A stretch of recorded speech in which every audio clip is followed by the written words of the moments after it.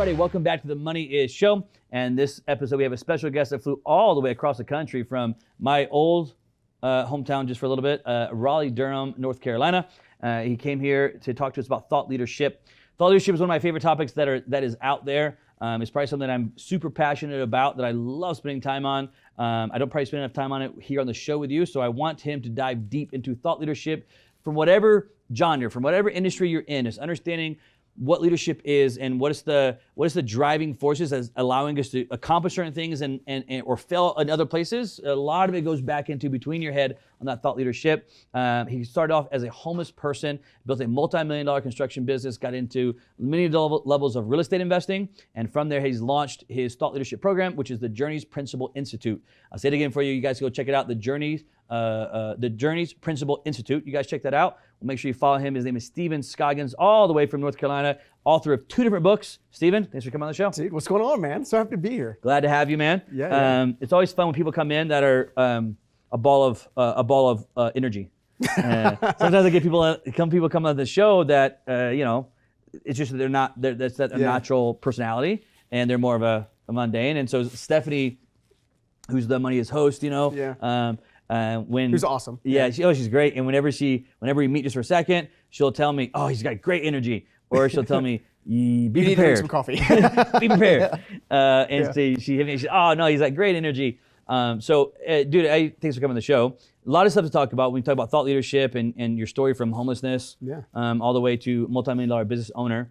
I think I want to talk first about, as we dive in this conversation, I want to talk about the word, a word that's on my heart right now, of self-aware, self-awareness. Yeah. I think it's a huge word inside of entrepreneurs that I know that I missed out on for a long time. Right? We have self-worth, which I want to talk to you about. Yeah. But before we do that, let's talk about self-awareness. Yeah. Because I think it's a huge piece that we miss out on inside of it. So inside of your kind of thought leadership side of it, let's talk about a little bit of self-awareness and what that means to the entrepreneur, the guy that's starting off. Maybe he's wanting to get started, or the guy that's got 10, 12, 15 employees. Let's talk about self-awareness. Well, let's start it here. So I'm a big believer that you got to learn to live life from the inside out, not the outside in. Okay.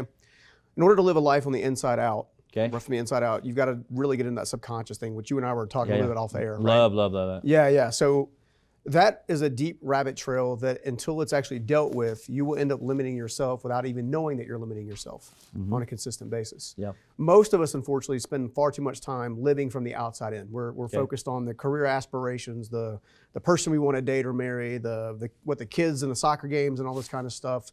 The white picket fence. White picket fence. So everything that comes down with it. What we're not really focused on is what's driving the behaviors that are ultimately leading towards those various results. And self-awareness is at the starting point, right? So there's no secret that obviously I was homeless for a little while. Right. My low self-awareness, me not knowing what was driving the behaviors, the thoughts that I was thinking, the actions that I was taking, the relationships that I was actually in a roundabout way magnetizing, bringing into my life, was all directly tied to what I thought about me. Okay. Now, when you understand what you think about you, you have to understand what makes you, or what makes you think you know what you think about you, right? It's easier for people that know us to have these moments in time where they can say, well, he's driven, he's passionate, he's good at this, he's good at that. Seldom do we know those things. And much like blind spots, seldom we know the blind spots. Right? You can't amplify a strength that you're not fully aware you have, and you can't backfill a blind spot you're not fully aware you have. And at the end of the day, self-awareness is a modality or methodology of intention, right? In order to become self-aware, you have to be intentionally focused on becoming self-aware. So let's fast forward a little bit from the homelessness up to the business side. So I had been in business by this time probably 10 or 12 years. We were already doing millions of dollars of revenue, which is great, fantastic. However, what I wasn't doing was I was not leading my team properly. I was leading out of fear and anxiety because I didn't want them to know I had a GED. I didn't want them to know I had ADHD and dyslexia and all this kind of stuff, because I had people that had... You didn't want them to know that you're bald. Yeah, that too. You're hiding that the whole time. Right, exactly. Well, they knew I was going bald, but but I had people that had MBAs, and their names ended in COO and CFO and here I am, a guy who literally built his first business out of from a trash pile, if you will, and I didn't want them to know I didn't know what I was doing. And it wasn't until I actually opened up to them about the story that they finally said, That's why he does what he does. That's why he pushes back here when he does this. That's why when I have this idea, he shoots it down. And I discovered with transparency comes transformation. And I had this big epiphany that when I went from 0 to 10 million, and from 10 million to 20 million, and 20 million to so on and so forth, each time that I did that, there was a new level of self-awareness that had to take place. Yep, 100%, right? 100%. Had to conquer the fear and the insecurity, right? Had to conquer the management ability to understand you have to start to learn to read people and what they need from you, not what you need from them, and start leading from those places. In each one of those journeys is where the answers are. And I found that a lot of entrepreneurs, they'd make the biggest mistake that I made in building businesses. Okay. The biggest mistake I ever made in building a business was not building myself while building the business. I was so focused on building the business, I paid no attention to who I was becoming, or what I was about. And I think at the end of the day, when we talk self-awareness, that's really what we're talking about for entrepreneurs. Because look, you not working on you may cost you a $10 million deal. Yeah. You not working on you may cost you your marriage. Yep. It may cost you, like there's so much tied to you knowing you. The hard part about it is entrepreneurs, especially with subconscious and so forth. Yeah. I think, interviewing all the entrepreneurs I've interviewed, being around entrepreneurs my entire life, I think entrepreneurs, for the most part, especially at the beginning, hate self-reflection. Yeah. They hate we use the word awareness, if you will. They don't like doing what you're talking about, where it's like, let me hyper-focus on me to go grow this. And not saying they won't go to a personal development event. Yeah. Like, they may go to a personal development event, but I think what me and you were talking about is a lot different than just attending an event. Yeah. It's a lifestyle Yep. that we're talking about here. And I think one of the reasons is because most entrepreneurs, and again, broad stroke, are first generation entrepreneurs. They're first generation wealth creators. Yep. And they have so much that's driving them. Yeah. Fear, anxiety. I don't want what my parents had. I don't want that lifestyle. I don't want to be able to not have food in the cupboards. I don't, and so they get hyper focused on using that as their gasoline to try to drive them. And there is some advantage to it. One of the disadvantages though is you never take a moment, or not even a moment, you never choose to constantly grow yourself. You just keep growing the business, the business. And the thing is, if I talk about growing the business, guess what I don't have to talk about? Growing myself. Yep. This one is the one that hurts. This is the one that's like vulnerable change, which I think is one of your actual strengths. Yeah. I don't know if it always was, but you have a natural vulnerability that you will put out there. Yeah. And and the greatness of it is it attracts people to you. Let me go to the question though. Why do you think entrepreneurs are so afraid of self-reflection, self-awareness? Is it a lack of even knowing what it is, or is it they don't want to go down that rabbit hole? I think it's because they don't want to realize they're building something on a lie. On a lie. Oh God, that's good, dude. That's good. Yeah, I don't think they want to build Tell on them a what lie. that means. Yeah, so when I began to build my first business, I built my entire first business, for lack of a better word, because I wanted to prove people wrong. Yeah. I wanted That's what's driving you. I had this guy one time. I went on so in the construction industry, they do incentive trips. So you buy a certain number of product from so and so, and they send you to Hawaii or wherever, which is wonderful. My very first incentive trip, right? I'm still barely scraping to build a business. For some reason, the supplier decides to put me on a fishing boat with my biggest competitor in the market. Oh, the guy that already had the money, he already had the trucks, he already had this, he already had that, and all this kind of stuff. And it was the craziest thing because he puts me on this fishing boat. We're heading out to Maui, Hawaii. The wells it's well season, so wells are all over the place, and we're going tuna fishing and whatever. And of course, you sit on the boat for hours, right, waiting for something to hit before somebody hops in the chair, right? Well, that entire hour, this guy is telling me how awesome he is. Yeah. Like this is how many trucks I own. He looks like Mr. T. He's got gold everywhere. Yeah. And I was like, dude, why are you trying to like? And it finally dawned on me, he was coming at me from a place of insecurity because apparently he sensed something that maybe something I could become. Yeah. And by intimidating me, he then has to challenge himself and then challenge me. Now, here's what happened with me specifically.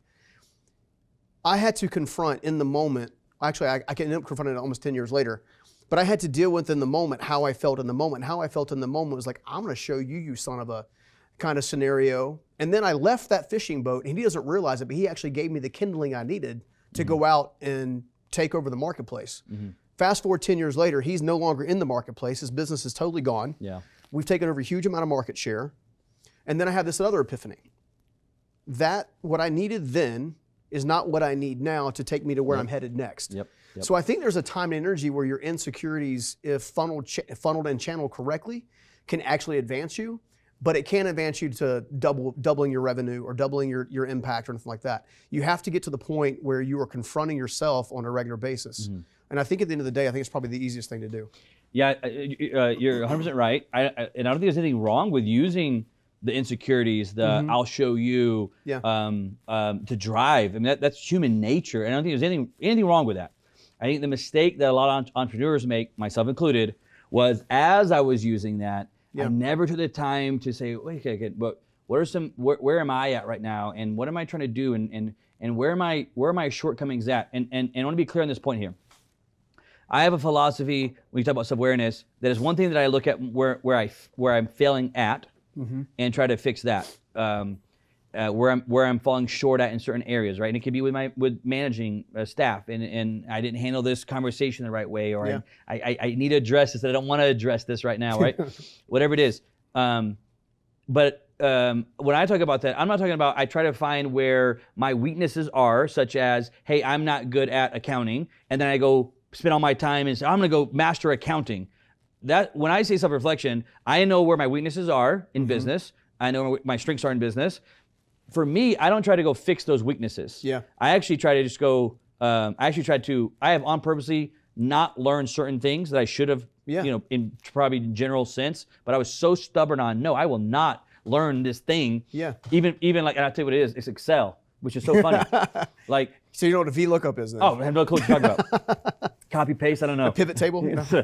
And the reason I didn't want to is because I suck at understanding accounting, bookkeeping. It just like I just want to pull my eyes out when someone starts going through it. And obviously, if you're in that world, Excel spreadsheet is like the king of that world, and so valuable to everything. And I refused to learn Excel because I did not want to go work on that weakness. Because it would force me to go hire someone that's an expert at it. It would literally, when I hire like EAs, one of the very first questions I ask them is, "What's your skill set on Excel?" Because I don't know how to turn it on, so I'm going to use you to build everything that we do. All right, after the show, I'm going to show you how to at least turn it on. Inside of it. But that's my point. Are we on the same page? When you talk about failures, we're not talking about where like, hey, this isn't your strength in a business. That's not what we're talking about, self-reflection. When you have weaknesses, we all have weaknesses in business that you're not great at. You can't be great at all those things. Hire someone to do those. What we're talking about is more internal self-awareness of where you're failing that day, that night with at dinner with your partner where you were not the 100% you should have been for that. Are we on the same page there? Yeah, I think so, because, look, when it comes to entrepreneurship, entrepreneurs face a host of difficulties that your traditional public doesn't. First, there's a huge amount of risk, okay? There's a huge amount of, you got to rapidly learn and grow and adapt to a marketplace. There's a huge amount of competition typically. There's always somebody in theory who wants to take your lunch, take your business, so on and so forth. And it's very easy, if you leave it unchecked, to operate out of that fear, right? It's very easy to, I shared with you off air that this life lie that I believe for the longest time, which is Scoggins don't get ahead, they get by. Right? After watching my dad lose his business. And at some point in time, you have to be able to identify the fact whether or not you can actually use that to your advantage or not, right? Early on, it was I'm gonna figure out a way to basically prove everybody wrong. Then it became something I needed to challenge and overcome, right? And how it played into my strengths and my struggles, my blind spots was, I'm like, dude, you're a brilliant visionary, right? I've watched you cash vision for the last hour, hanging out with you and stuff like that. But because coincidentally, typically a visionary, a strategist or something like that is not good at the operational, what I would even say, because I'm kind of in your same vein, the mundane details. And I understand that I need someone that excels in it. No pun intended. Right? But at the same time, you have to be okay with doing that. I actually find, especially what I call the everyday entrepreneur, the aspiring entrepreneur, is they are actually trying to be all things to all people. Out of the gate, I think most of them start that way. Like 99% of them start that way. Huge mistake. Well, and they spend most of their time doing stuff they're really bad at, and they're not spending any of their time doing stuff that they're really good at. Which is what's actually going to make them grow. Exactly. inside of it, right? Exactly. Last thing I have on self-awareness, is there any tips or tricks that you could give that would help someone go down this journey of learning how to become more self-aware? Yeah. Is there anything that they should be doing? Anything you can give them on that point of how to kind of, any questions they should ask themselves about stuff? So the number one tip I would give them is give yourself a little grace, but by all means be radically honest with yourself. Ooh, yeah. Be radically honest. I think there's two things there. Yeah. You said grace first. That's huge. Yeah. So keep going because I want to hit this one. This is a good one. Yeah, absolutely. So grace from the perspective of you need to understand that you're not perfect. Yep. Right? And entrepreneurs, we think our vision's the best. We think Yeah. our direction's the best. We think our goals are the best. Yep. And it's innate, right? We're, I believe, as a person of faith, I believe that God called us to this mission and stuff like that. We're going to do it this way. And seldom does it look like what I thought it was going to look like 5 years from now, 10 years from now. And you're going to make mistakes, and you have to be willing to give yourself grace on top of that. The radical honesty part is the most transformational moment. Yep. Right? Yep, for sure. You have to be radically honest with yourself and say, I am not conducting in myself in a way that benefits my team. I'll just be transparent and honest with you, right? Yeah. My biggest weakness in building business was being intimidated by the people that I was leading. Yeah. Right? It happens to a lot of entrepreneurs. They're amazing at X, Y, and Z. They're using terms I don't understand. And when you do that, every time that something's brought up, you're defensive, you're argumentative about it, and it ends up repelling that team member. They go from being someone who has lots of ideas, how to scale, let's make this business awesome, to, I'm not saying that, he's just gonna jump down my throat again, right? But it wasn't until I was radically honest with myself to say, hey, look, that's just not acceptable, right? Went back to the golden rule, right? Treat people how you want to be treated. Am I treating my staff, my team, my customer base, my client base, how I want to be treated? And until you're radically honest with yourself, you're not going to be able to jump into that. I love both those points, man. Those are bombs you just dropped there. And I think a lot of people, even when I have this conversation on the show with people that dive into this, they talk a lot about, or mention self-honesty and true, in-depth digging the onion, peeling it back to get into it. I don't think I've ever heard anybody talk about the other side, which is grace. And that is a piece that I think most entrepreneurs, myself included, struggle at equally as much because we hate losing, we hate failing, we hate not achieving what we're trying to do, and we're the hardest on ourselves. And understanding that that part of us has flaws. Part of us, we're gonna have the failures, we're gonna make the mistakes. It's learning from them, but it's giving yourself the grace. Understanding that, okay, hey man, I didn't do that on purpose. I wasn't trying to screw my own business over, right? So I love those two pieces because I don't think I've ever heard anybody say, as an entrepreneur, you got to give yourself some grace. Let's move to the point of self-worth now. They're somewhat similar. They have some overlap to them per se. But self-worth is a word that is hyper, I think, again, most entrepreneurs are looking for, striving for, trying to find it. Outside in. That's a great point. And again, when I'm talking to entrepreneurs, I'm talking to myself. Like, this is something that I struggled forever with, of self-worth. And from the outside, not from the outside of me, but from outside viewpoints of other people, they would have thought, oh my God, he's got everything. He's got this, he's got this, he's doing this, he's going here, he's got this, he's got the life that I'm looking for. But internally, dude, I was miserable. Let's talk about self-worth to help entrepreneurs. So there's this concept that I had this epiphany. So one of our good friends, Anthony Trucks, does a lot of work on identity, right? So Identity Shift, fantastic book, love the book. I was asked in a recent interview to define self-worth and identity simultaneously in one sentence. Self-worth and self-identity in one sentence. Yes. Ooh. Yeah, exactly. That's how I feel. My mind is like running right now. And this is when I had to rely on the Holy Spirit a little bit. But here's what came out.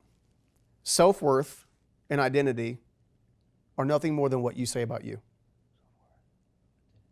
What you say about you when nobody's looking, what you say about you in the mirror, what you say about you to yourself when the deal doesn't close that you were counting on, or when you had a fight with your spouse that you were that you know that you were the instigator of, or and it's for lack of a better word, it's bad programming based on bad patterns that have to be addressed in real time.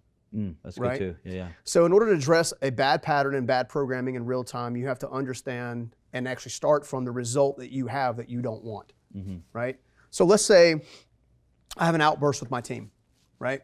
I come in, I just found out I'm not closing a deal that I planned to have. I just found out that my competitor is getting this massive contract that I wanted.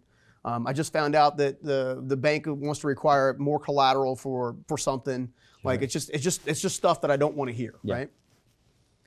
Well, if I go at my team and they come up with a realistic question and I pop off at them in a very derogatory fashion, right? And then I leave that same situation like, why did I do that? I know better. I teach leaders like what? I have to start with the result. Okay, what was the result? Well, the result that I didn't want was the fact that I popped off at my team members and they didn't deserve it. Right? Okay, what drove the result? What drove it? What attitude? What emotion? What steps did I not take to properly process information prior to going to my team? And it's forced me to do something which I don't do naturally, which is slow the heck down. Slow the heck down. I've had to learn in this new season. You and I were talking a little bit about energy and I guess what some would refer to epigenetics. There we go. I was only going to get out eventually. And how sending off certain levels of influence or energy into a room can derail the room, it can inspire the room. Especially as a CEO and an owner and a founder yourself, you walk into a room, there's already a sense of authority, there's already a sense of respect, and what you do with that authority and respect matters, right? Well, an example like was just giving when it comes to the team, if you walk in and you know that you overstepped your bounds, you have to understand why. So what made me do that? Well, it was actually fear that I was failing them, or I was failing the business. So what does the fear of failure come from, right? Is there an experience? Is there a pattern? Is there a consistent effort in which you can look at to say, hey, look, I've had this fear of failing or failure on a regular basis has to be addressed. And you starting with the result and working yourself backwards. You end up having those epiphanies like you and I were talking about off air, which is, hey, this is not aligned with who I am, like who I want to be. Right? And you also have to realize that who you are now, whether you like them or love them or hate them, is not who you can be. Right? You have the full control to change it. I think that's one of the most powerful things that people can realize is that you are in full control, and if you choose to, you can change everything about this subconscious person, if you will, inside of you, and change the direction, change the viewpoint, change the patterns, change the process. You can change it all. You're in full control. Absolutely. Right now, majority of people are not in control. They're in the passenger seat, and they're allowing their pre-program that they did not choose to dictate what they do, and they don't even know. I mean, look, again, I didn't know I was doing that. That's exactly what I was doing, right? Inside of it. So you're talking about how you reprogram and decipher into bad patterns that you may have. And the example you gave was the outburst, and the secret there is what you're saying is to re-engineer it from where it happened and then where that thing came from. Okay, so it came from X over here. This goes back into self-reflection now. Because now you got to start going into deeper things of like, well, why did that happen? Oh, well, I was 8 years old. Oh, okay. Like earlier you told the story in my office, and I literally thought about this when you told the story because it's very powerful. Your backstory, not just being homeless, but where all that came from. There's a huge story there. And I remember you telling me the story about your parents had split and you were living with your grandma at the time and she was raising you. You were 9, and you were telling me a story about how she's older obviously at the time, and she'd fall asleep on the couch and you'd be watching cartoons and you would go cuddle up beside her. Pick her arm up. Put it around on top of me and just suck my thumb and watch the cartoons. And watch the cartoons. And I knew as soon as you said that, I said, I guarantee you stuff over here is tied back to. Oh, absolutely. That's a power. I mean, again, parents split, drugs, out, all this different stuff, and now you live with your grandma, and your grandpa wasn't there either. It's just your grandma. Like, there's so much stuff, and that's your story. But that's one of those things that wasn't your fault. No. What did you have to do with that? No. Like, you were 9 years old at the time. Like, you weren't making your parents split and have them drink alcohol and all this different stuff, and you weren't the reason why your grandfather wasn't there at that time. Like, but that thing, I think it's important for entrepreneurs to know. Sometimes when you re-engineer it, what you'll find is it wasn't actually something bad that took place. It could have been something good. But it programmed you a certain way. And sometimes it can lead into a bad piece over here. It makes sense, Absolutely. Like, like what you were doing with your grandma's that wasn't bad. That was an awesome moment. Yeah. But if you're not careful, it will reprogram your relationships that you have into a certain way, because you have to have that comfort, because that was your safe moment in life. So speak on that thing right there, because I think sometimes people start thinking about self-reflection. They may think it's going to lead them into something that bad happened in their life, and it could. Yeah. But a lot of times it doesn't. It just leads into a certain story that's like, oh, this is where this is coming from. Yeah. Well, let me get back up just a second. So we were talking about radical honesty earlier. Yeah. Right? Radical honesty is always uncomfortable. Always, yeah. Okay? If you don't feel uncomfortable having radical honesty, then you're not actually having radical honesty. Mm-hmm. Okay? Here's what I mean, to tie it back to my grandmother. When I began to doing my own journey work, right? Mm-hmm. And I know you and I are big believers in doing journey work. Yeah, for sure. Like to figure out your authentic self, make sure that it is alignment with your vision, alignment with your life, alignment with your meaning, stuff like that. When I went all the way back and I began to look at pivotal moments in my personal life, my business life, how I looked and handled money, mm-hmm. How I looked and handled people. Mm-hmm. All of it went back to this time when my grandmother got sick. I literally have a G.I. Joe in one hand, transforming the other, right? Snake eyes is kicking Bumblebee's butt. Yeah. You know, which they should do a battle royale on that. But anyway, you know, I have this moment and she sits me down and says, you know, essentially telling a 9-year-old that has no cognitive like stability really. Cartoons are my life, right? That she's essentially sick. Now, I didn't know what sick meant, but I knew what sick looked like on her face, and it was emotional and it was painful, and I could tell she was in trouble. Yeah. Right? And what happens when you look at the person that you love most in the world, who's your source of empowerment, your encouragement, your health, is basically telling you they're not going to be their normal self, right? And then takes the next step of teaching you how to grab the chair, pull it across to the stove, you know, go up to the stove, turn on a hot burner, put a boiling pot of water on it, start boiling noodles or rice or oatmeal or whatever the scenario was going to. Hot dog, I make all of that so you can feed yourself, your little brother, and possibly even help her have a little something to eat with that nauseous stomach she had from a chemo. Yeah. Okay. Fast forward, I can look at what I refer to as life gates. Yeah. Okay. I think the average person goes through 12 to 15 life gates in their lifetime. Can you define life gates? Yep. So a life gate is the moment when an action or a circumstance or an experience takes place that never leaves your life the same. In other words, once you walk through that door, once you walk through that gate, there's no going back. Okay. Okay. In my life, up to this point, I've had 12 specific life gates, things that have radically changed who I am as a person, both positive and negative. Do some of these happen as a kid too? It's not. Oh yeah, I mean, like I said, life, right? Okay.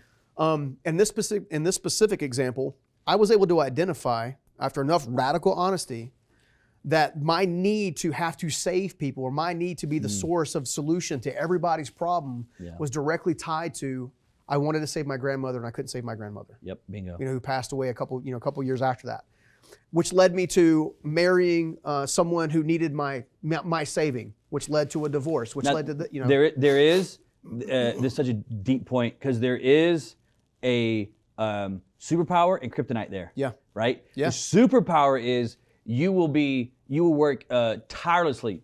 It's irrelevant to your body. Yeah. What you will put yourself through to actually help people. Absolutely. You will just do it and do it and do it and with no regard to your body, to your own health. You have to be that savior. Yeah. That you're trying to do. Yeah. That's the superpower. That's incredible. Yeah. The kryptonite is that you will live a life chasing something that is not there. Yeah. And you'll live a life of that kryptonite will be the one that you'll attract the other person that has to have who has to be saved. Yeah, who has to be saved, and then you'll spend all your time trying to save them. And you and I both know if someone doesn't want to be saved, you can't save them. That's it. But you put yourself in this relationship. So there's a superpower that you have to learn how to harness and use that. Yeah. Which is what you're doing really with your Journey Principle Institute. That's you taking that savior ability, superpower, and using it the right way. Yeah. But then also it has a kryptonite side, which you'll put yourself in bad relationships, bad business dealings, everything else inside of it. So keep going, because I love what you're so here's what I've discovered. These what'd you call them? Life gates. Life gates are brilliant. Right? Love it. Here's what I discovered. Almost every single entrepreneur is not motivated by building the business. They're motivated by something internally within them. Oh, sure. Okay. Yeah, for sure. So you go and build a business. First, one of my life gates was figuring out the self-worth stuff, motivate, trying to prove people wrong, trying to do all this. The next life gate was, oh crap, I've discovered something, and that's I'm a martyr. Yeah. Like I will take all the pain, I'll take all the frustration. Like, you got this problem, okay, fine, just give me a minute, I'll solve it. Gosh, man. Because it also makes you the hero. It does. Right? It makes you the savior. And a hero feeds the ego. It's a bracket, and you never can move out of it. It's why we stop growing. So I began to understand that as a sign of immaturity. Okay. So you can take the tangible ability to add value to people's lives with not necessarily having the roadblock of basically having that decision essentially steal from your life. Okay. What I mean by that is, if I take the time to do something massive with the Journey Principles Institute or with Transform You, any of the programs that we have, if I take the time to add value, I have to drop it there. Mm-hmm. I add value, I give you a skill set, I give you a strategy to overcome a limiting belief, I give you a strategy to overcome a mental roadblock, I give you a strategy to help you in your relationships, I give you a strategy to help you get out of some bad financial stuff. I can give you the strategy, but after that, my personal responsibility stops. So difficult. Mine stops. Mm-hmm. And I've had to put gatekeepers in front of me in order to make sure that I don't overextend myself. And I love that. My executive assistant is Kelly, who's amazing, is an example of that. My wife, Karen, dude, like, talking about a gatekeeper. I got literally called out 2 nights ago on this. Yeah. From my partner. Yeah. She straight called me out. Yeah. Because I was doing exactly what you were talking about. I'm trying to, I saw this need, and I'm like, oh, here, no, look, I can solve this. Here, do this. And the guy was like following all my advice. He's like, oh, okay, I'll do this. Yeah. But then it's like I was taking it home, and I was talking about it at dinner, and she was with me, and I was helping him, and I couldn't let it go. I'm like, oh, hold on, I need to tell him this. I need to tell him this. And then finally, she literally called me out on it. She's like, hey, you gotta drop it. You gotta lay it down. Yep. So your advice is genius right now of getting right team around you, and then knowing how to use your talent, superpower, and then knowing how to walk away. And I think, tell me if you think this, is that something you constantly have to work on, letting it go? Because I don't think you could ever plateau and be like, okay, now I can always let go. No, you learn it once and it's always perfect after that. Yeah, I think it goes back to self-reflection and self-awareness of making sure, okay, am I letting it go? Am I letting that thing go? I think we're all in a constant state of going from immaturity to maturity in our personality styles, in our value systems, in our beliefs, in our ability to discover what drives our need for influence or our need for prestige or our need for high earnings, or what is it? And there's nothing wrong with having a super successful business. Like, oh, no. you and I both agree there. What I'm saying is there's a better way to conduct business when you understand yourself better, right? So this self-awareness thing that we actually started talking about is an ongoing process. Yeah. Okay. What's going to give you an example of whether or not your self-awareness is heading the right direction is whether or not you're getting the same results you've been getting for 10 years. Mm-hmm. If your self-awareness is not getting worked on, which ties into worth, right? It ties into limiting beliefs, it ties into all that. You will end up being motivated and running yourself into the ground, put yourself in these harm's way. In my case, trying to be a savior to everybody, trying to be the martyr, trying to, I'll just take it on the chin. You guys don't worry about it. Having a deal, go south and jeopardize your business. Like, fine, I'll mortgage the house and we'll save everything because I got all these people to take care of. And you've got to have balance. And you mentioned having people in your life, in your world, and stuff like that. I actually think it's a step further. Okay. I think you've got to have a realistic mentor, like somebody who genuinely pours into you. And I will tell you, as an entrepreneur myself, I didn't have a full-fledged mentor.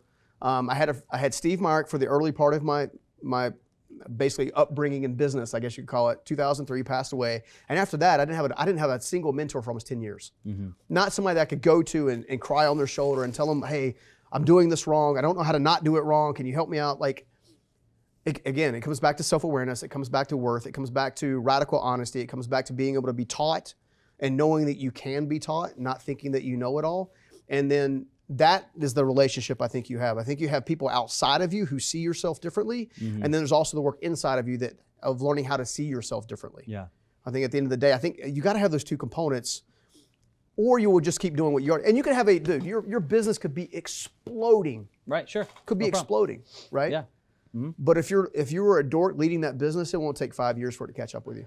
Yeah, I think the mentor part is super important. And by mentor, even on this like the journey that we talk about going on, I have a mentor that I use, and I have dinner coming up with them. And dinner will be about a 4-hour session that we get together on. And sometimes we do all different stuff, but this one's going to be a dinner that we're going to meet up with. And I literally, matter of fact, while we were in you can go back and look at my desk right now, while we were just going through stuff, you're telling me a story. Because I use that as a thing, like, okay, let me go with you and try to find my own life gates, as you call them. I looked for them constantly. I didn't call them life gates at the time. I will now. And I think I found one when you were talking. Wow. And I literally wrote it down on my desk so I wouldn't forget. Because I make like. Now I'm curious. Oh, I'll tell you. Here, let's do it right here. I don't give a shit. This is about being vulnerable. Because I think there were different ones that you go through. And when I first started on this journey, I thought it was just like, go back and find this one. And you actually don't necessarily have to find in depth of it, but it will help you. Be aware of it. Yeah. It will help you if you can get to it. You can still grow without actually knowing what it is yet sometimes.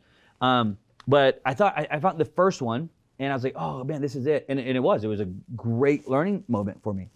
Then, as you were talking, and it was actually your grandma, boom, another one hit. And I'm like, oh shit, and I wrote it down because I was like, I'm gonna ask Larry about this because I want to explore this now. I want to go deep into this right here.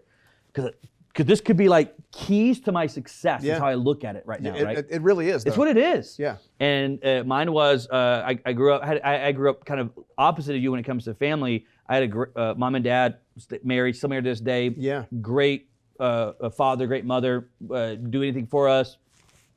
Awesome teachers, etc.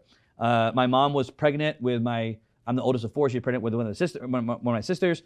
She had, this is funny, my whole family's from Georgia, but at the time we lived in Indiana. Okay. But my dad did not want any Yankee baby. And so he would send my mom back to Georgia. This is shit. This is for real, dude. He would, as got closer, he would send my mom back to Georgia to have the babies in Georgia, so they'd be born as Southern babies. So when people say Southern born, it's a real thing, dude. Like, it means a lot to us. Under the Mason-Dixon line, y'all. Bad gum. Yeah. So, but I was maybe like 5th grade at the time. So again, probably at that like 9, 10, about where you were, I think. And I had one younger sister than me, and she was, if I was 9, she'd have been like 6, kindergarten, 1st grade. And my dad was a student at the time, and then my dad was full-time working at the time. And so me and her were kind of like at the house a lot of times by ourselves. And my dad does not know how to cook. And this is, he tried to cook. We didn't have money, so we were poor, but just a great family. We were poor. And we were at the house, and he was cooking macaroni and cheese, and he was frying it in a frying pan. No boiling water, just frying in a frying pan. And I'm kind of like, I see my mom do it before. I'm kind of like looking at it. I'm like, what is going on here? And he was trying to make us dinner, right? That's what he was trying to do. And he was, again, full-time college student and then full-time construction worker at the time. And so he opened the powdered cheese and then he just poured it on the frying pan and was like stirring it. I'm like, what? That's not fried mac and cheese, Dad. Yeah. And then gave it a plate to me and my sister, and her name is Tabitha, and me and her were looking at it like, what is this? And he realized, like, okay, dude, this is bad. Like maybe I should have had a Yankee baby so the mom would be here to take care of it. And here's what he said, dude. All this to say this. He said a statement, and he gave it to us, and he was like, oh man, epic failure on his part, right?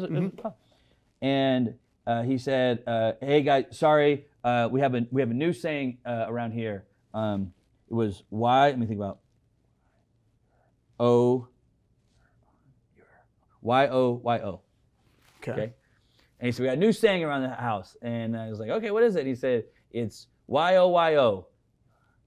Yeah. And I said, what does that stand for? And he says, you're on your own.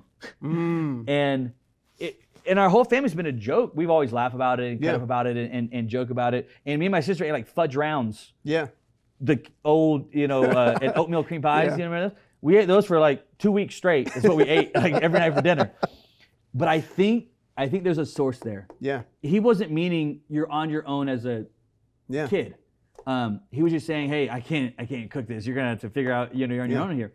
And I think there's a gateway right there. Yeah. That's tying me to something that's right there. So that was my breakthrough I love it, man. moment. And I'm like, wait, because you could see how that could affect as a 9-year-old. If it's based on the meaning of the statement or the meaning of the experience or the meaning of the relationship that happened in the moment. Yeah. Right? So again, it's how you programmed it, how it processed this into your head. Most people have the vast majority of their negative or bad or limiting beliefs fastened in them before they hit the age of 20. Oh, yeah. In almost every case. Yeah. And after the age of 20, they begin attracting and or putting themselves in situations to give further evidence that that thing is true. Proof of it. Exactly. Yep. Even though it's not true. Right? Yep, 100%. I began to this martyrdom thing. I began, a friend of mine, I need to meet your friend, by the way, Lance, but he's genius. Kind of talking on the same kind of philosophy and kind of how we kind of attract what we already are versus trying to attract who we're trying to become and all this kind of stuff. And he goes, dude, you just gave me like 3 examples of where you had to jump in and save your business. And, I'd share with you off air about an embezzlement situation that we ran into and all this kind of stuff. Yep. He goes, you're not going to like what I have to say, but you're attracting that stuff into your life. I'm like, no, there's no way. That was done to me. He's like, no, it wasn't. Yeah. It wasn't done to you. I said, and if you use it properly, it was done for you. And I'm sure everybody's heard that, right?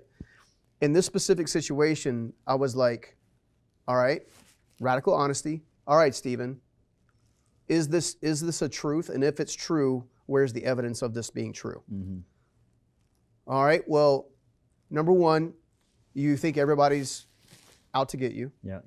Number 2, you don't think you can trust anybody. Mm-hmm. Because I had some personal things we didn't even get a chance to share about off air that even in my own family that kind of took place. And third, you're always expecting yourself to go back to poverty because that's what you knew. This is programmed. Yeah, it's programming. And it's safe. Yeah. In your subconscious mind, that's actually safe. Even though you were homeless, you were safe. Look, the emotional tether to that feeling, to that thought is so powerful that you will automatically take a step. You will it's like breathing, it's like walking. It's why it's the subconscious. You won't even acknowledge it. Exactly. It will just freaking take place in what you're doing there. So when you go through these life gateways, you talk about self, brutal honesty. Yep. That's not brutal, radical. Radical. What's the difference? The main difference between the two is radical is transparent, brutal is you beating yourself up. Ooh, that's another good one. Let's go back to that grace piece. Right. I need to Judgment. that word. And tell me how powerful freaking words are, dude. Dude. Like subtle literally, nuances. As soon as you said that, I said, okay, I won't use that word anymore. Yeah. Because then it programs in my brain. Yep. You're right. That means I'm beating myself up right now over something. If I would go back to brutal honesty for a second. If I you say can't say brutal honesty. Huh? You can't say brutal honesty. You got to say radical honesty. No, that's what I'm saying. Okay. So, but if I'm using the term brutal honesty when I'm talking to myself, then that gives me the release to be brutally honest with somebody else, which also puts me in a position to possibly hurt them. You see what I'm saying? Yeah. Radical honesty is going to, again, be uncomfortable, but it's done so through a 3-lens phase. Okay. Exploration, discovery, and consideration. Okay. Right? I need to explore this deeper. This is when you're being radically honest with yourself. Yep. These are the 3 right. So you're lenses. not judging yourself by the thing that you don't want or the result that you don't like. You're not judging yourself by it. You're saying, okay, what can I learn from this whole thing? So it's exploration, right? Let's explore this. Let's discover the trends, the patterns, the transitions. Let's discover all of it. And then 3, let's consider the alternative options. Okay. Right? And that's how I tear apart I like that. a pattern to break down a belief and stuff like that. I'm telling you right now, the greatest mistake, again, I'll preach it till I'm dead, is the greatest mistake I ever made in building business, and I think far too many entrepreneurs do this, was not building myself. You can't build yourself unless you're focused on actually building yourself to begin with, right? And if you're constantly judging yourself by your struggles and blind spots, then you're not allowing yourself to have grace and mercy to actually explore the very things that cause those things to begin with. Yeah.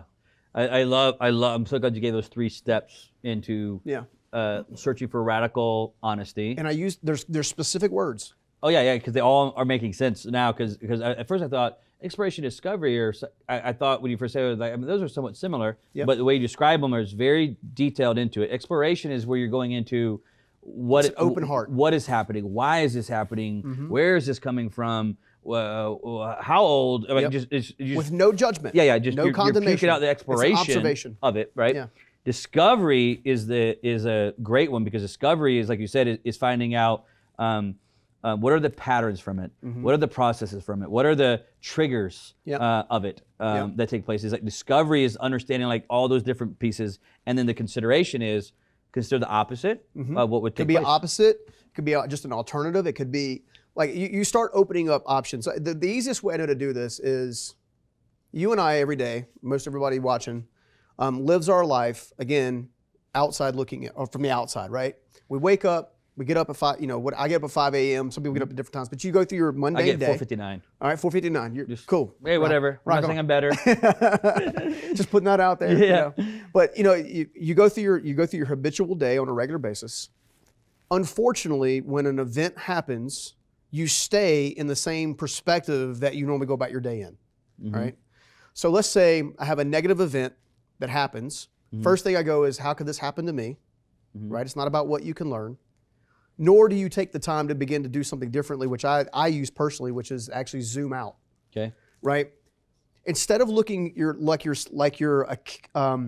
you were essentially the character in the story, zoom out to look like you're an editor trying to understand the story and make the story better. Right? Yep. If it's all about what's in front of you and it's all about what's happening to you in that moment, and you don't pause to zoom out and say, okay, look, and this takes a little practice, but once you get into habit, you can do it real time, right? All right, event happened. Whoa, first thing I need to do is zoom out. Okay, who are the people in play? Who are the co-stars? If I'm looking at, if I'm using like a movie theology, right? Who's the co-star, right?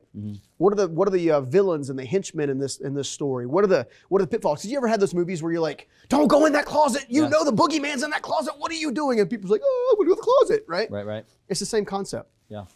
When you learn to look at your life in the same thought pattern, the same directive, you're able to zoom out and then put it into place, explore, discover, and consider. Yeah.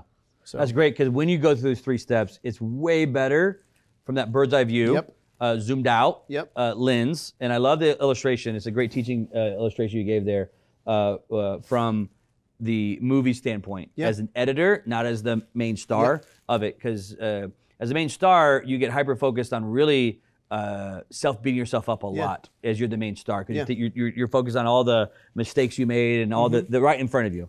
Right. So I love that example of backing it up, and let's be the editor and producer and say, okay, well, what is happening, and what was the storyline at that moment? What was going on? What happened to the character leading up to that moment? What are the thought patterns that are in that character's moment, in that moment, that were actually happening back here with my nanny? That kind of thing. I love that, man. I gotta come to an end here, but before I do, I got a couple more questions for you. First of all, obviously you could talk on this for days and days and days. You literally do. If people want to get more information from you, where's the best place for them to go right now? Gosh, man, probably StephenScoggins.com, probably the easiest. Go visit me there. You can always check me out on Instagram. I'm pretty active there. So that's Stephen_Scoggins. So just your first last name, StephenScoggins.com and Stephen_Scoggins on Instagram. That's right. As the best 2 places. Because again, this is the stuff that I think entrepreneurs, I know I did, stayed away from. Because we're like, oh, to me it was all about like, if I just go produce, everything will work itself out. That's right. And I grew this, and I never grew this, and then eventually this collapses, because this can't lead this. Right. It can't. Right. So I'm gonna ask you another question here. I want to get into. I love this word as I've been on this journey. I love this word, intentions. My emotional intentions, setting my intentions, setting my emotional intentions. Do you use, in your teaching training, do you use that word, another word? Can you dive a little bit on that topic right there of setting your intentions? Yeah, so intentions to me equals focus. Focus, okay. Right, what am I going to focus on? But not just from a what am I watching? What do I feel? What do I feel about what I'm about to do? What do I feel about the long-term ramifications of what I'm about to do? You know, I'm really good at looking 5 years ahead. I have a really hard time being 5 minutes in the moment. Right? It's just, it's maybe part of the entrepreneurial journey, right?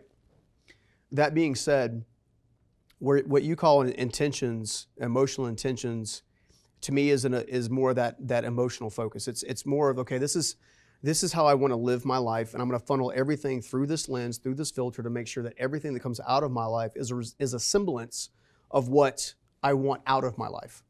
Okay? The future out of my life. The tricky part is going back to that grace and mercy thing, is when you don't meet those expectations, when a day goes awry, or a week goes awry, or a month goes awry, is going back to home base, right? And one of the things I love about what you were saying and teaching earlier, and I was learning just as much as I was listening, right? Is this understanding that there has to be a home base. There has to be a place that when all heck goes it's your center, right? You're coming back to center. Alignment. Yeah, because if you look at a linear trajectory, a good event happens, you spike, a bad event happens, you decline, right? But the reality is if you don't come back to home base and you just keep going that track record, right? If you don't come back to home base, you keep going out. It's the same kind of concept. Yeah. I love emotional tension, and I'm gonna. It's where I'm at in my journey right now. Yeah. And again, they call it a journey because it's never over. It's never over, and part of the true growth is falling in love with the journey, the actual process. Yep. You hear that thrown around a lot in business, and I don't think people understand what that actually means when they talk about falling in love with the journey. Because falling in love with the journey, what we're talking about, is extremely difficult because it's self-reflection, it's radical honesty, it's diving deep internally, it's self-awareness, understanding self-worth, and that is, you have to get to the point where you love the journey that you're going through, because there's true growth there, which is the 10x. If you tie into Grant Cardone for a second, it is how you're going to get the 10x side of it. We're going to get Grant in there. Fist bump, Grant. Not going to hashtag them and then views will go up. But in it, I'm going to give you this example because I just love watching the journey work. Okay, so for me, I set emotional intentions, and I set them in the morning every day in my planner. I have it built out, and then I set it if I show my planner, you can see it. In every meeting, I have a spot where I literally write down what is my emotional tension. For me, it's diving into how do I want to feel. Now, I used to always think what I want the outcome to be. What I want to accomplish. What do I want the outcome of this thing to be, and which is the total wrong approach, because it doesn't mean I don't have goals or a key takeaway, whatever it is. But when you're hyper focused on always the outcome and what I want out of this, what I need to do here, you can never actually achieve what you're looking for. This is the difference to look through. This is the difference between choosing fulfillment or choosing achievements. And my whole life, I was achievement driven. Yeah, me too. Achievement. I think a lot of entrepreneurs are. 99 until they go on this stuff, they will be achievement driven. Because achievement is like, I got to reach $1 million. And then it's 10. And then 100. You get there, and every entrepreneur that does it will tell you the goalpost will move. The goalpost will move again. It doesn't matter. It's irrelevant. What you're really looking for is fulfillment. And what happens is achievements is a byproduct of fulfillment. So in this, I'll tell you what happened here, because again, I'm sharing this with you because it happened with you. So this morning, as I was going through my daily of how do I want to feel today? Normally, I might use different words. Again, not outcome. How do I want to emotionally feel? Because that is success. If I feel how I want to feel from this, that is me having a good day today. Now, byproduct is all this outcome. And what where I've trained myself is, as I go through this like meditation process, I go through. Instead of trying to create the word, I literally, it's like the first word that comes from my gut. And if you dive into mental health and gut, it's all freaking tied. So like the first word. It's crazy, dude. Another rabbit trail. First word that comes from my gut is the one I put on the paper. And this morning I was going through meditations. How do I want to feel today? And I love the words that come. And the word today was free. I said, I want to feel so good. I want to feel free today. And every day is in different meetings. I have different. I just want to feel this. What happens is you start programming your subconscious brain. I want to feel free. I want to feel free. I want to feel free. Now, what happens?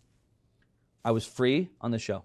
The thing that I did, that I said to my father, that's me going down the journey of understanding vulnerability, which I think is one of your superpowers. Well, thank you. For most people, it's extremely difficult to publicly be vulnerable. And that's one of those things where I think because I was programming my subconscious to feel free, be free today, be open, be engaged, be engaged, be free of whatever it is, just be free about it.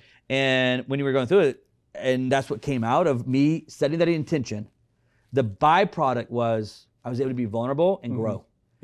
I didn't say I want to grow today in my journal, in my planner. I said I want to be free today, which then allowed me to have the byproduct of actual growth through it. Does that make sense? That's why Yeah, I love emotional intentions. the crazy thing is I think there's another byproduct kind of hidden in there. Yeah.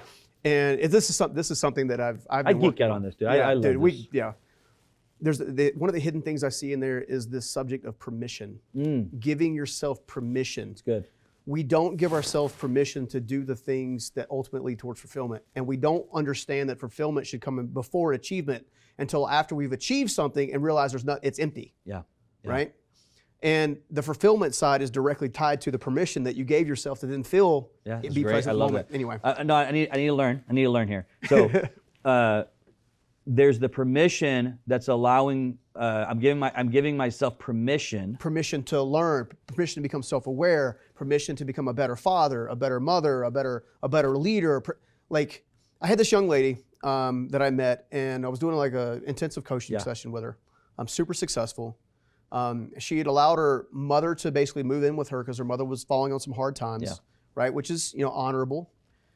Her mother, got back on her feet, but then essentially stayed in the house, right? And this is a silly example, but I think it has a deeper meaning. We were talking, and she was like, she was lost. Mm-hmm. And I was like, all right, help me understand where you're at right now. Mm-hmm. Well, I'm scared if I kick her, if I kick her out and move on with my life, that I'm a bad daughter. And I looked at her and said, did you just hear what you just said? She's like, what do you mean?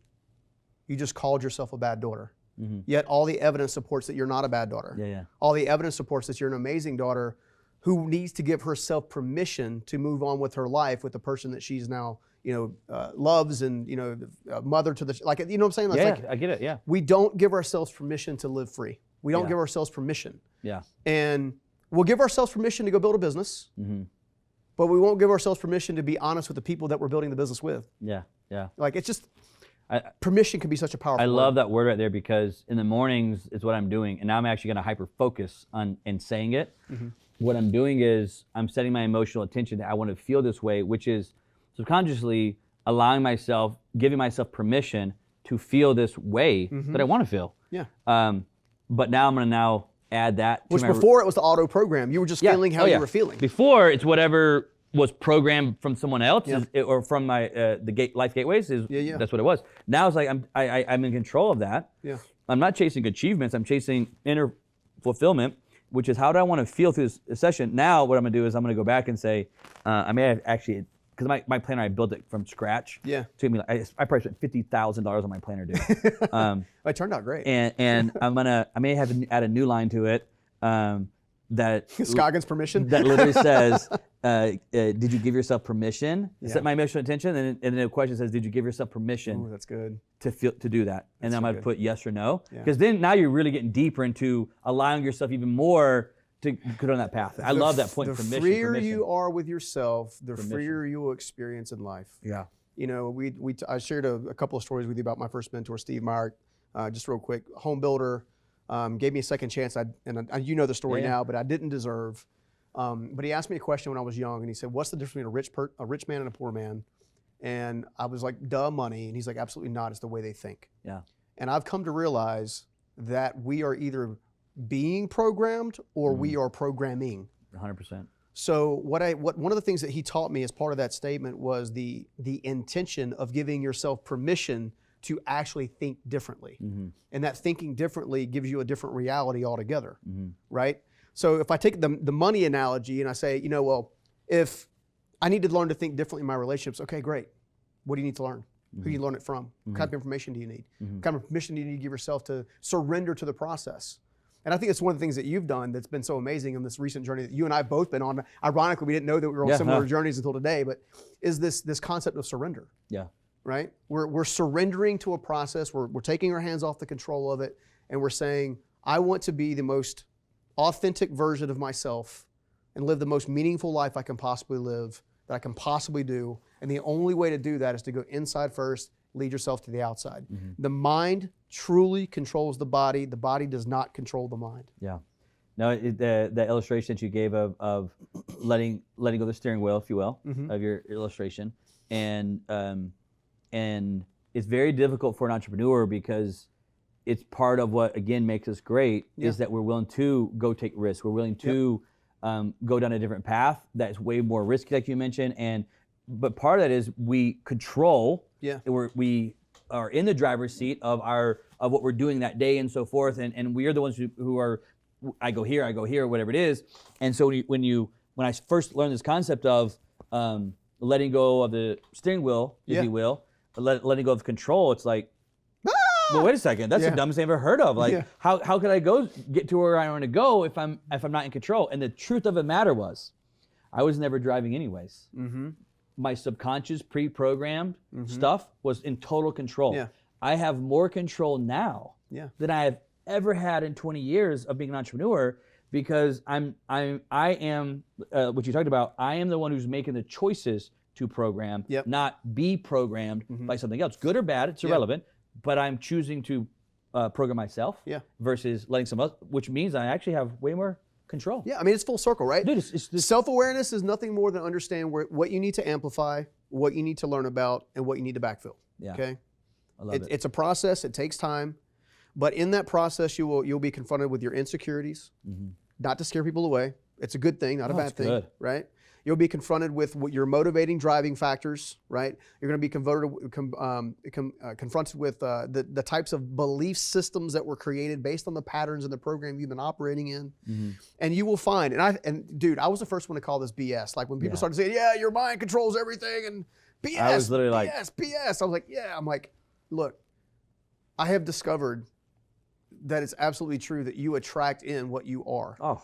And the only way to attract in better than you are today is to become a better version of you. And the only way you get to become a better version of you is to go through the self-awareness, go through the process, start to give yourself permission, start to set yourself with the intentions, look at your life gates as learning opportunities and not traumatic moments. Yeah. Like you truly can literally, when I say think your way into the life that you ultimately want, I don't mean like you're going to stand and just think. Yeah. What I mean is like you're surrendering to a process, you lean into the meditation and prayer and stuff like that. You start asking yourself positive focused questions. Like, so the questions I used to ask myself back in the day was, why me? Yeah. How come being wealthy is evil? Because that's what I heard growing up. It's like, the poor people, they're the ones that are righteous ones. We're the ones doing all the work, and the millionaires are all evil. Steve's evil. I never saw Steve evil in my entire life. Yeah. I saw him do nothing but be generous and help and grow. Now I've seen him been a pretty smart business guy. Sure. Right? But it's by understanding these different concepts and really digging into this state. And I've discovered that another word that I used to call BS on was the word flow. And I'll be doggone if there's not something that legitimately is flow. And flow is getting out of your own stinking way. So what's flowing in you can flow out of you. Yeah. I want to jump to Money's question, but I don't think I've ever done this on the show before. But I'm going to. What's the word I'm looking for? I'm gonna use the word. I'm gonna challenge you on something. Okay. Because it's something I saw in the room when we were talking. Okay. And me and you were pretty in depth because we just started going deep into all this different stuff. Yeah. And I want to challenge you on something. Is you said it, and as soon as you said it, because I'm always in the process of like self-evaluation. I'm constantly, and then when, like I said, when someone else does it, I'm constantly like, oh, I'm gonna give it. Let me come on. Let's do this. Yeah. And you said something in the meeting. Okay. And I immediately triggered me and said, oh man, that's gonna be a pretty big self-limiting one. Yeah. And there's a right way and a wrong way, but I said, that's going to be a self-limiting one. Okay. And you actually even caught yourself and you said, oh man, that's probably another self-limiting thing I need to go through. And you even said, and I know it's coming from over here, and here's what it is. It was understanding the proper way to leverage money in business. Mm-hmm. You said it and you're like, you said the opposite. You said, because again, I mean, obviously, it's knowing your backstory is easy to understand. Yeah. All the programmed of why, and the different trailers and so forth, right? But you said something. You said something about it. I think you probably know what I'm talking about now, and how you said it. And you we were yourself. talking about how we're using debt and what. Yeah. And you're like, I have no debt. I try to do 100% cash and cash only. And there's a great philosophy. I understand the principles, and there's a right way and a wrong way to go about this. But it'd be the one challenge I would give you is go explore. I'll use your words now. Go explore, discover, and consider other options, and from a zoomed out perspective. Where that is right there. Because obviously you have tons of talent and so forth in business. You've built multi-million-dollar businesses, but I don't know. I'm literally just going down the road with you here. Why aren't you selling that company for $10 million, $12 million, $15 million, and $20 million, whatever it is, and why is it $15 million, let's just say, and not $150 million dollars?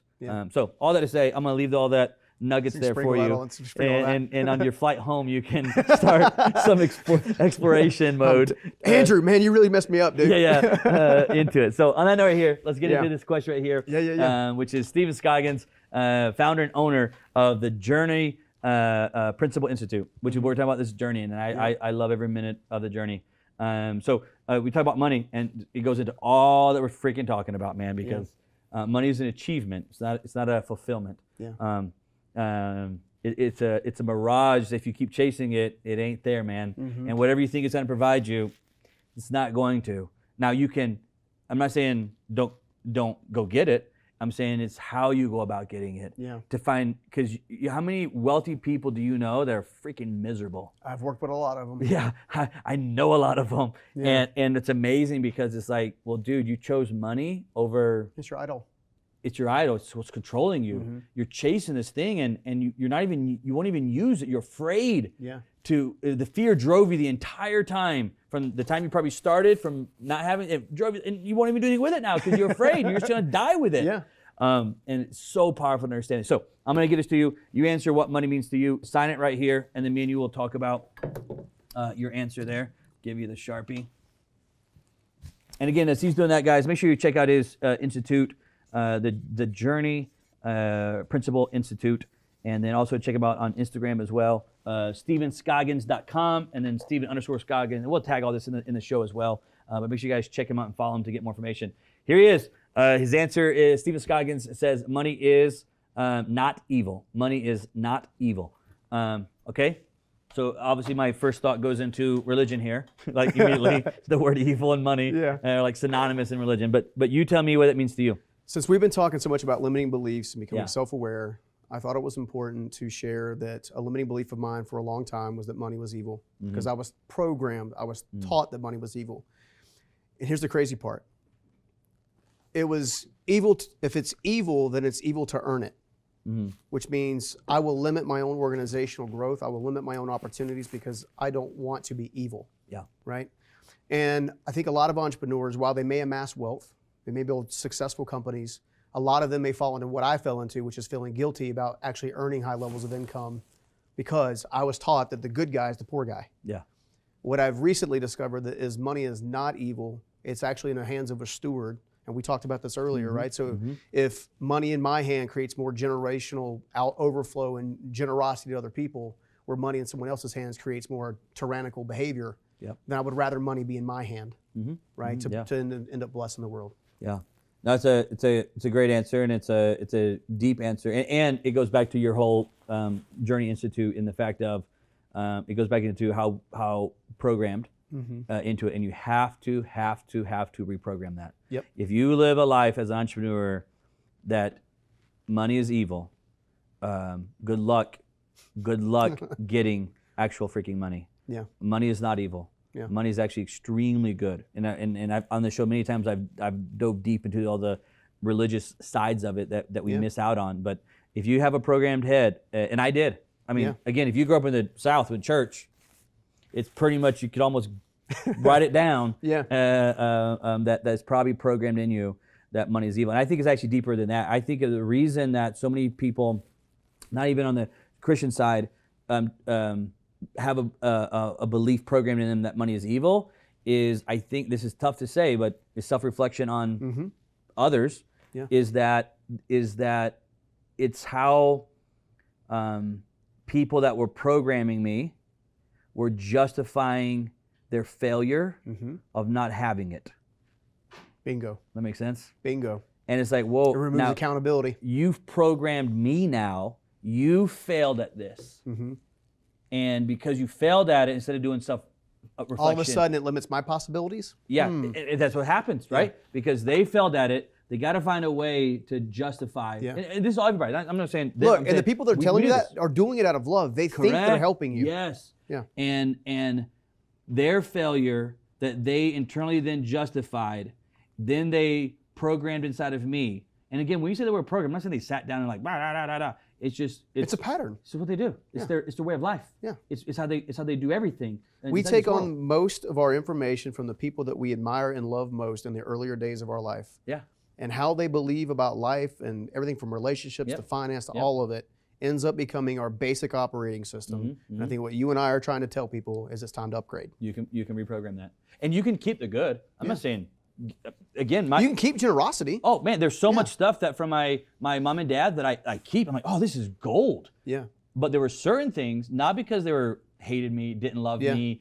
They were actually, like you said, trying their best to give me what they knew. Yeah. But I have to go reprogram that for my own life. Yeah. And vice versa. Look, I'm gonna try to give my kids everything that I can, but I'm gonna program them with some wrong stuff. Guaranteed. Look, and I need them to then go reprogram. People cannot teach you what they don't understand. Yeah, for sure. They can't. It's impossible. And look, this was a very hard lesson for me. I used to struggle a whole lot because one of the things that happened when I started to create any level of wealth was I started having family members coming out of the woodwork, some of them very close. Sure. Hey, family helps family. Yeah.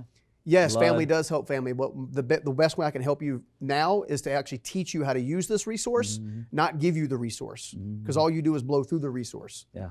So while family may help family, the worst thing I can do is give you a resource that you're going to squander. Yeah. It was Bruce Lee that had a quote. I'm gonna botch this. I'll end it on this though. I think it was Bruce Lee. They asked them a question and said, "What would a first generation wealthy, your children? So now you've created wealth. They were asking him, how do you give wealth to your children so they don't squander and so forth? And he said, he said the mistake that most first generational parents with money now make is that they try to give their kids everything that they did not have, whether it be toys, and as they grow, right, it was it's the shoes, now it's the clothing, now it's the best food, it's all the stuff that you didn't have that drove you to go create this. You now then try to give that to your kids, and his point was, don't give them what you didn't have, give them the resources that you didn't have, and you'll create the next generation of wealth. And it's you have to go create, you have to go help your children understand how to program the right way. Is the greatest thing you could ever teach your kids in life, in my opinion. Well, I would say salvation, and then understanding how to be in control of your life by reprogramming what you need to reprogram to be the best person that you were put on earth to go do. But that's your choice to go reprogram, and you're in full control of it. Yeah, and then the only final thing I would add to that is you also give the permission for the people around you to do the same. That is good. That is good. That's what I'm saying. Like when you tell your kids, like, train your kids how to reprogram, and I'm gonna use that because I want to make sure they know that, hey, I might be your hero, but I want to give you the permission. I give you the permission to go change anything that I did that was. Even if that's I was where trying the vulnerability comes into play. It's so important. God, that is so good. All right, dude, I had such a great time, man. On that note, man, Steven Scoggins, I love having you on the show, man. Awesome time. I love having my office as well. I look forward to working with you in the future on many different endeavors. You guys watching, make sure you check him out, stevenscoggins.com, if you want to reprogram that brain and get it on the right path of what you need. It's the greatest thing that I've ever done. Again, minus salvation is the greatest thing I've ever done in my life. You guys check him out. We'll see you next week on the Money Is Show. I hope you enjoy this one. We'll see you next time.